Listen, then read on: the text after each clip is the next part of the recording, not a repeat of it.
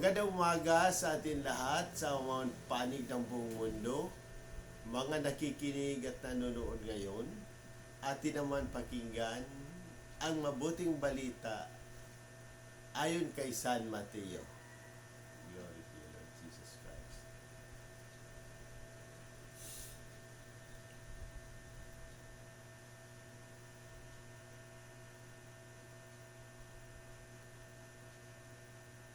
Noong unang panahon, inilahad ni Jesus ang talinhagang ito sa mga tao. Ang paghahari ng Diyos ay katulad nito. May isang taong naghasik ng mabuting binhi sa kanyang bukid. Isang gabi, samantalang natutulog ang mga tao, dumating ang kanyang kaaway at naghasik ng masamang damo sa triguhan. Nang tumubo ang trigo at magkauhay, lumitaw rin ang masamang damo. Kaya't lumapit ang mga alipin sa puno ng sambahayan at sinabi rito, "Hindi po ba mabuting binhi ang inihasik ninyo sa iyong bukid? Bakit po may damo ngayon?" Sumagot siya, "Isang kaaway ang may kagagawa nito. Tingnan niyo siya ng mga utusan. Bubunitin po ba namin ang mga iyon?" "Huwag," sagot niya. "Baka mabuto pati trigo. Hayaan na niyong lumago kapwa hanggang sa anihan. Pag-ani, sasabihin ko sa mga pag-ani, tipunin muna ninyo ang mga damo at inyong pagbigkis-bigkisin upang sunugin ang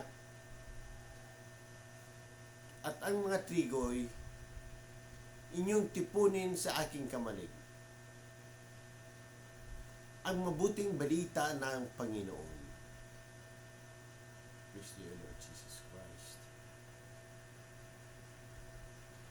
Pagnilayan natin bilang Romano Katoliko, ang talinghaga ng mabuting binhi at masasamang damo ay isang napakayamang pahayag na naglalaman ng mga aral ng mahalaga para sa atin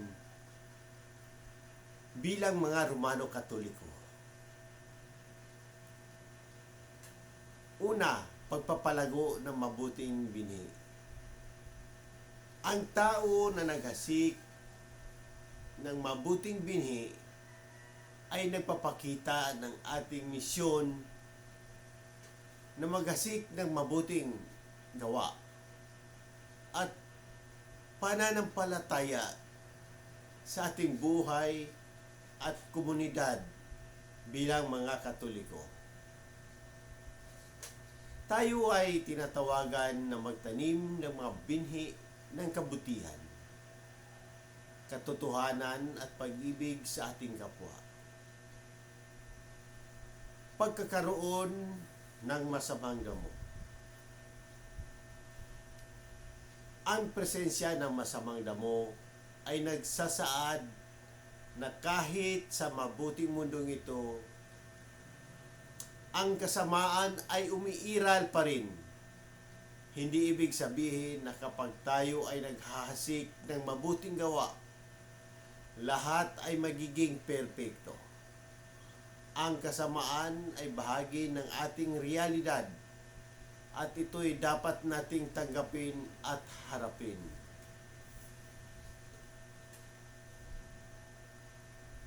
Paghintay sa tamang panahon. Ang pagtuturo ni Jesus na hayaang lumago kapwa ang trigo at damo hanggang sa panahon ng anihan ay nagpapakita ng kahalagahan ng pagtitiis at pag-unawa. Hindi tayo dapat magmadali sa paghatol o sa pagsupil sa mga masasamang damo dahil baka madamay ang mabuting binhi. Ang Diyos ang magsasakatuparan ng hustisya sa tamang panahon. Paghuhukom sa huli. Ang pagtatapos ng talinghaga ay naglalarawan ng pagdating ng panahon ng pag-aani, kung saan ang mabuting trigo ay titipunin sa kamalig at ang masasamang damo ay susunugin. Ito ay isang paalaala na darating ang araw ng paghuhukom kung saan ang mabuti at masama ay hahatulan ayon sa kanilang mga gawa. Kahulugan ng pagpatawad at pagmamahal. Sa ating pang-araw-araw na buhay, tayo ay tinatawagan na magpakita ng pagpatawad at pagmamahal kahit na sa harap ng mga pagsubok at kasabaan. Ang halimbawa ni Jesus ay nagtuturo sa atin na maging mapagpatawad at mapagpasensya sa ating mga kapwa. Pag-asa sa biyaya ng Diyos.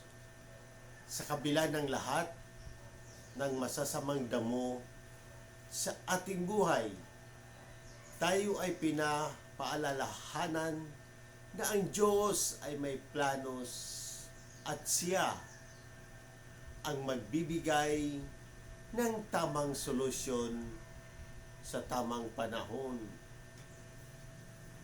Sa ating pag-asa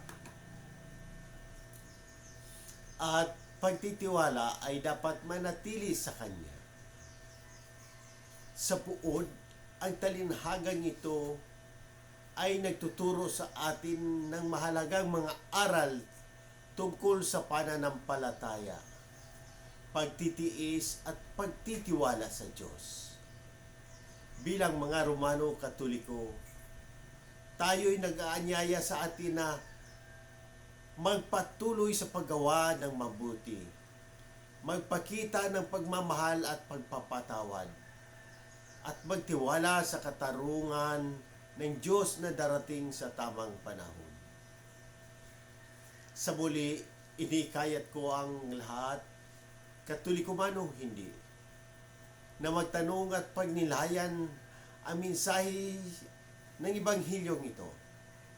Kung may mga katanungan kayo tungkol sa pananampalataya, ang ating simbahan, o sa anumang aspeto ng ating buhay, bukas ang aking puso na sagutin ang mga ito.